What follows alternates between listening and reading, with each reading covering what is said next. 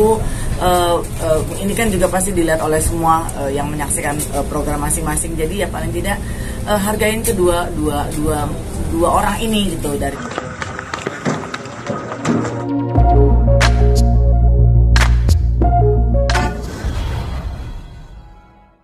13 Maret seperti apa Mas Indra? Mengenai itu aku benar-benar nggak tahu ya mengenai proses persidangan. Jadi nanti kalau misalnya mau itu monggo dipertanyakan sama pihak sana ya, itu lawyer aku juga Milano untuk bisa diperjelas. Aku karena nanti mungkin cuma sekali doang ya Roy, untuk persidangan itu terakhir itu sepertinya gitu. Jadi untuk proses persidangan seperti apa aku belum begitu mengerti. Jadi silakan hubungi lawyer aku ya. Berarti kalau ada mediasi nggak ada temu nggak Mas Bukti? Mediasi itu usaha untuk mendamaikan. Sudah berarti sudah mantap bercerai ya? Ya untuk mantap atau tidak kita kan nggak pernah tahu ya. Nanti kita lihat aja nanti seperti apa hasilnya gitu. Karena maaf kalau dari proses ini kan sebetulnya bukan dari pihak Bukti yang menginginkannya gitu. Cuman menambahkan sedikit aja sebelum nanti jadi panjang pertanyaan dari teman-teman. Paling tidak kita menghargai aja sih keputusan dari siapapun. Nggak bisa kita ngehakimin, oh kenapa nih ada kejadian begini, orang suaminya lagi sakit kok gitu, akan menyakitkan untuk satu pihak tertentu. Jadi menurut aku ini kan juga pasti dilihat oleh semua yang menyaksikan program masing-masing. Jadi ya paling tidak hargain kedua orang ini gitu, dari pihak Dila, dari pihak Bukti gitu. Apalagi kalau kita nggak kenal dan kita nggak tahu, nggak bisa main bilang bahwa suaminya lagi sakit main ditinggal aja gitu. Ya mungkin ada hal tertentu yang memang sudah nggak bisa ditolerir gitu loh, dan itu harus kita hargai keputusan orang gitu. Jadi jangan membuat statement yang membuat orang yang lagi terpuruk tambah buruk gitu loh. Dan juga kan Bukti di saatnya lagi ada proses pemulihan yang belum bisa dikatakan sudah sembuh total gitu loh. Jadi ya tolonglah untuk tidak memanfaatkan situasi, memperkeruh, menghakimi di saat kita tidak tahu, tidak kenal, terus kita ikut campur urusan dapur orang gitu. Karena kan sebetulnya perceraian ini Bukti juga nggak mau gitu loh. Tapi saat ini yang aku lihat Bukti berbesar hati untuk menerima situasi seperti ini gitu. Jadi paling tidak kita saling menghargai aja ya. Betul sekali. Usaha Mas Bukti untuk mempertahankan rumah tangga, bahkan tadi kata Tendi kan Mas Bukti nggak mau sebenarnya ya usahanya apa Mas? Pada saat dia minta itu pun juga aku berusaha untuk ya coba dipikirkan lagi, dan kemudian aku coba malah menawarkan beberapa pilihan-pilihan juga gitu pada saat percakapan kita itu. Ya udah, akhirnya ternyata keputusannya adalah kita akan pisah gitu. Dengan caranya nanti kita memang dari pihak lawyer aku itu bilangnya yang nggak terlalu ketemu gitu. Jadi boleh kok nggak usah ketemu kita atau datang ke persidangan sebenarnya karena sudah diwakili oleh lawyer gitu. Tapi paling tidak sekali deh kalau misalnya mau datang gitu, karena dia yang menggugat, jadi katanya dia yang akan sering datang ke persidangan katanya gitu. Kita nggak pernah tahu ya seperti apa, tapi intinya kita mau baik-baik aja sih, bisa baik-baik aja, kita nikah juga baik-baik aja, semuanya insya Allah baik-baik aja. Soal saling unfollow dari sosmed, ya Dila duluan yang unfollow gimana? Iya betul, ya udahlah itu keputusannya dia, itu terserah dia mau. Iya sih, kalau soal follow sih udah nggak terlalu hal yang jadi cukup penting untuk dihubungkan dengan konfliknya mereka gitu. Jadi ya jadi kalau ada api kecil jangan dibikin gede-gede gitu loh. Karena kan kasihan, aku sih ngehargain mereka berdua ya gitu. Satu sisi Bukti sahabat aku yang udah lama sekali, satu sisi Dila istri dari sahabat aku. Ya dua-duanya ini kan yang sangat aku jaga, yang sangat aku sayang. Cuman kalau udah urusan ke dapurnya mereka gitu ya, dengan keputusan yang diambil, aku udah nggak bisa utak-atik gitu loh. Kalaupun misalnya nanti ada yang sempat bertanya bahwa ini nggak ada usaha buat mendamaikan mereka, itu udah bukan ranahnya aku, udah bukan areanya aku, udah bukan teritorinya aku gitu. Tapi mereka kan sudah lebih di atas dewasa ya untuk bisa menentukan, apalagi udah ada anak-anak. Bukan cuman keputusan yang simpel yang gampang cerai gitu. Pasti itu bukan keputusan yang singkat gitu. Apalagi kan di sini bukan bicara soal finansial, bukan bicara soal apa gitu. sedih aja gitu kalau ngedenger ada umpatan, ada hujatan, oh takut miskin apa segala macam. Ya nggak gitu juga sih sebetulnya. Nggak ya Bekti juga ayah dan suami yang bertanggung jawab untuk bisa di situasi itu, tapi ya hargai aja sih keputusan dari masing-masing.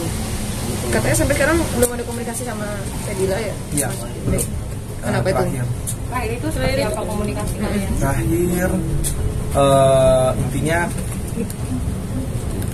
setelah apa ada sedikit percakapan yang mungkin kurang cocok itu, akhirnya Dila memutuskan yaudah kita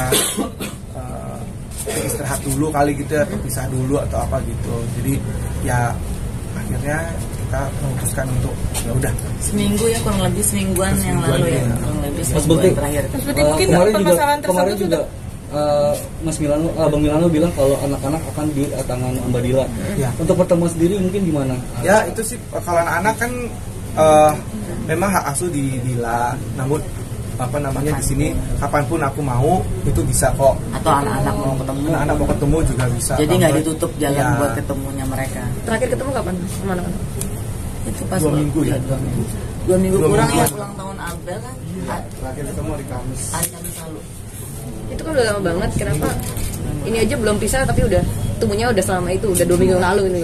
anak-anak Ya, seminggu. mempertanyakan juga Mas Ah, ah. Kak Bekti udah pisah juga dari Ya itu aku belum tahu makanya. Kan mereka lagi nggak ketemu, jadi Bekti nggak tahu anak-anak mempertanyakan Bekti atau enggak. Ya. Karena kan anak-anak sama Dila kan. Berarti tidak ada komunikasi sama sekali, Sama bisa anak-anak. by phone itu? Belum, karena gini, aku handphonenya kan kemarin tuh sempat setelah jatuh itu sakit di rumah apa di radio itu, terus kemudian aku collab, terus baru besokannya kita udah sadar. Nah itu mungkin entah handphonenya dipegang Dila atau apa gitu kan ya. Nah terus kemudian perawatan itu terus aku tiba-tiba entah gimana perawatan itu, aku tuh nggak ingat sama sekali ya. Ya, aku bantu, maaf ya. Jadi pada saat Bekti sakit, memang Bekti itu diminta untuk menonaktifkan segala macam yang berhubungan dengan sosial media, termasuk dengan handphone terutamanya, karena kan Bekti kan selalu pada saat lagi belum sakit kan handphone tuh di tangan aktif. Nanti kalau dipegang sama Bekti terus, dia waktu istirahatnya jadi nggak ada. Jadi kemarin sempat untuk diliburkan dulu gitu, apalagi di tengah situasi Bekti lagi Operasi. selesai operasi, lagi masa pemulihan, ada situasi seperti ini isi kepalanya akan jadi campur aduk. Jadi ya kemarin sama pihak manajemen dan keluarga juga itu sedang diamankan dulu, diliburkan dulu untuk Bekti nggak pegang handphone gitu. Tapi kalau ada hal yang mesti disampaikan sama Bekti pasti akan disampaikan ya Roy ya gitu. Jadi memang Bekti tidak diizinkan dulu dengan situasi Bekti yang saat ini yang masih belum pulih, terus tekanan kejadian, jadi ya memang Bekti nggak pakai handphone. Mas tadi menyampaikan terkait rumah pondok cabai yang kabarnya dijual, ini sudah kesepakatan kalian apa atau seperti apa? Ya kalau seperti itu ya pastinya kesepakatan bersama ya, untuk kalau misalnya memang Dila harus pergi dari rumah itu gitu misalnya, dan kemudian untuk ya akan dibagi dua itu untuk rumahnya itu sendiri. Mas tadi Mas Bekti, mungkin permasalahannya tersebut sudah terjadi berapa lama sih Mas Bekti? Kan kita dari 2019 katanya dari sebelum Mas Bekti sakit, benar nggak sih Mas? 2019 sudah ada pengajuan sampai akhirnya triggernya tuh sekarang pemilu yang tidak bisa ditolerir ini atau Pada saat kita sepakat itu pokoknya intinya Ini urusan pribadi mereka. Aku counter dalam arti kata supaya bisa lebih ini ya, menghargai privasi masing-masing ya. Jadi ini adalah urusan dapurnya mereka. Dapur itu maksudnya urusan pribadinya mereka berdua gitu. Jadi kalau memang mereka sudah bersikap untuk ini adalah hal yang mesti dijaga, ya kita saling menjaga juga untuk tidak untuk memaksa untuk minta tahu apa sih penyebabnya gitu. Mas tadi menyampaikan Ramadan pengennya sih bisa bareng sama anak-anak, sedangkan ini seminggu udah nggak ketemu. Gimana? Tadi kan berharap Ramadan pengen. Ya, insya Allah kalau memang ini ternyata prosesnya sudah berjalan dan kemudian kita memang masing-masing sudah berpisah gitu secara agama ke negara kayak gitu ya, resmi gitu ya, pastinya itu kan pas Ramadan insya Allah tetap anak-anak tolong bisa Ramadan bisa sama-sama, bisa saling maaf-maafan gitu mungkin pada saat Lebaran nanti. ya intinya anak-anak harus ketemu sama aku. Sejauh ini prakteknya gimana Mas? Kalau Anak memang susah belum, banget. karena aku masih pemulihan dan masih ada proses-proses lainnya, jadi takutnya malah nanti Ya. mengganggu waktu mereka juga. Soalnya kasihan juga mereka kan juga sekarang lagi dalam situasi bertanya-tanya terus kan gitu. Jadi ya di usia mereka yang lagi mau besar gitu, terus melihat bapak ibunya mungkin lagi dalam kondisi hubungan yang kurang begitu nyaman, ya mungkin memang akan lebih baik kalau mereka bersama ibunya.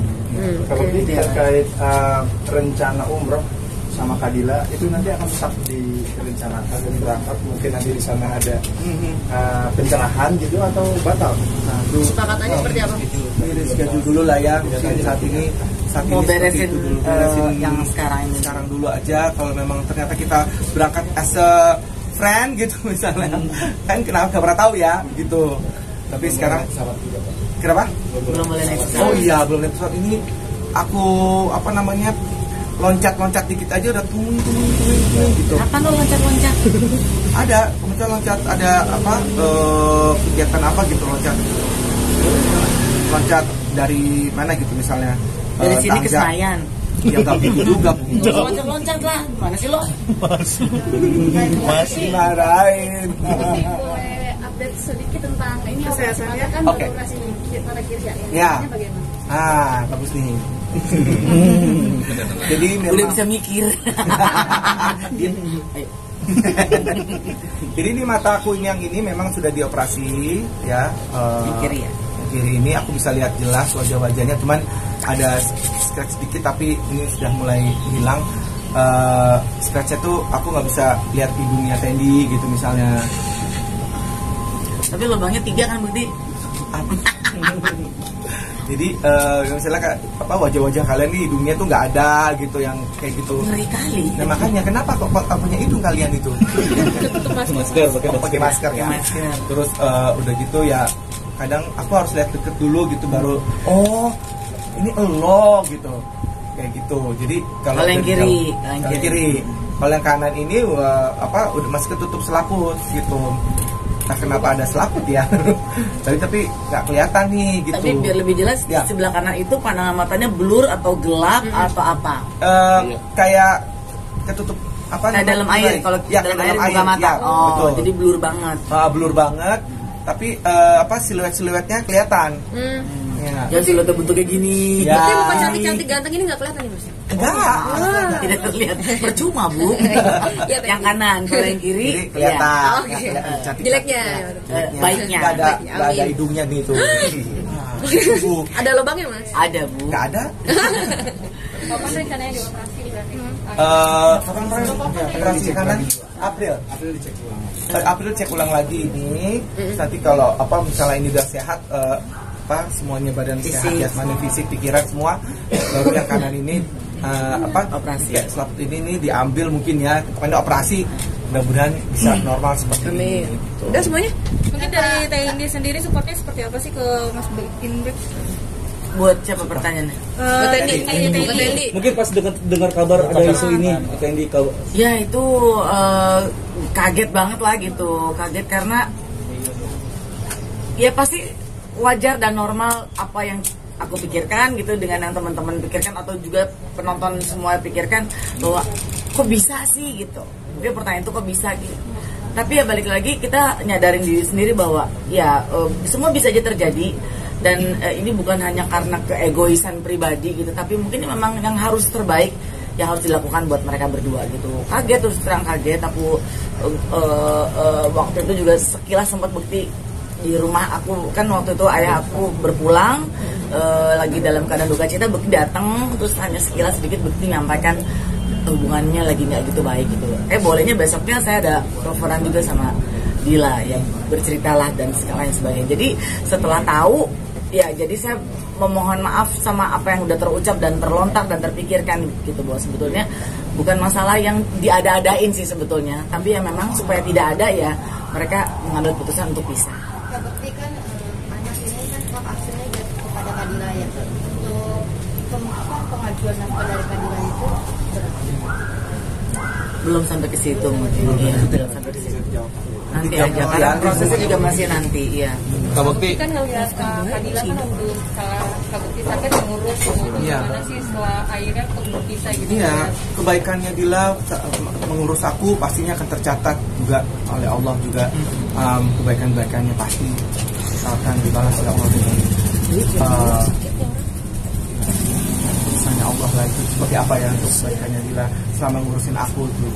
Terus ya tentunya terima kasih banget untuk Dila, keluarganya, mami, semuanya, anak-anak, adik-adiknya Dila itu masih sayang sama aku sampai sekarang pun masih sayang kok gitu. Dan pada saat aku sakit itu luar biasa mereka sampai tidur-tidur di rumah sakit sampai ya Terutama Dila sih 24 jam dia nggak pulang-pulang loh.